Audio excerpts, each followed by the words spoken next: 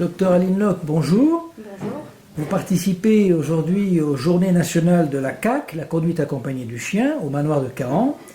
Vous allez nous parler de la phytothérapie en accompagnement de la CAC. Alors la question que l'on voudrait vous poser, c'est pourquoi avoir choisi de traiter ce sujet de la phytothérapie en accompagnement de la CAC? J'ai choisi de parler de la phytothérapie aujourd'hui en accompagnement de la CAC parce que c'est une discipline que j'utilise et que je pratique quotidiennement auprès des familles, des chiens et des chats que j'ai en suivi à la clinique. Qu'est-ce que la phytothérapie exactement? La phytothérapie, c'est l'utilisation de plantes en prévention ou en traitement de certaines maladies ou de certains troubles. Comment êtes-vous arrivé à développer cette compétence dans votre métier de vétérinaire, médical ou comportementaliste?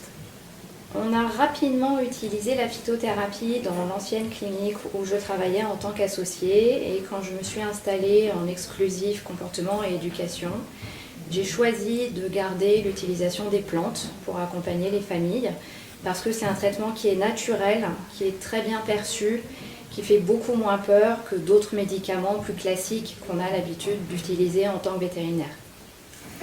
Est-ce que vous pourriez nous citer quelques exemples pratiques d'application des plantes pour soigner et guérir vos chiens?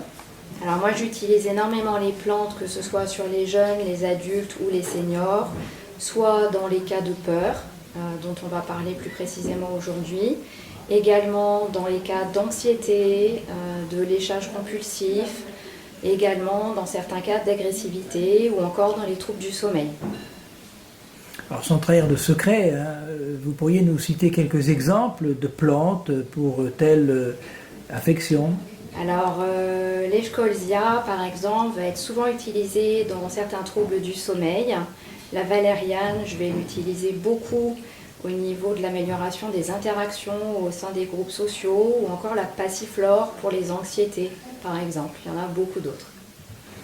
Et les chiens, comment perçoivent-ils ce soin? Alors les chiens, c'est très intéressant parce que dans la majorité des cas, ils apprécient beaucoup le produit qu'on prépare. C'est en général sous forme liquide et ils le réclament à l'horaire qui est prévu. Et donc on a une observance qui est de très bonne qualité pour ce produit, avec un effet qui est en général observé au bout de quelques jours. Et si vous pouviez nous présenter la CAC à votre niveau en quelques mots, qu'est-ce que vous pourriez dire? La CAC pour moi c'est une méthode qui a transformé toute ma façon de travailler, toute ma façon de vivre aussi auprès des humains et de les accompagner vraiment au jour le jour avec leurs animaux de famille. Et la phytothérapie, quel complément, quelle complémentarité même on pourrait dire, vous voyez avec précisément cette méthode de la conduite accompagnée du chien? Moi la phytothérapie, je trouve que c'est vraiment extrêmement complémentaire parce que ça valorise mon activité en tant que vétérinaire, ça apporte un soutien au sein de la famille parce que l'humain participe également en donnant cette potion quotidiennement à son animal et observe réellement l'effet que ça peut avoir en complément des exercices évidemment que nous travaillons ensemble. Que pourriez-vous ajouter enfin sur ce sujet que vous maîtrisez de la phytothérapie en accompagnement de la CAC? Accompagnement de la CAC, que pourriez-vous ajouter enfin? Moi je pense que c'est vraiment une méthode, la phytothérapie, qu'on va pouvoir utiliser de façon très cohérente, avec la même bienveillance, avec la même pertinence que ce qu'on fait quand on travaille avec la méthode de la conduite accompagnée du chien, dans le respect des familles toujours. Docteur Aline Locke, je vous remercie. Merci.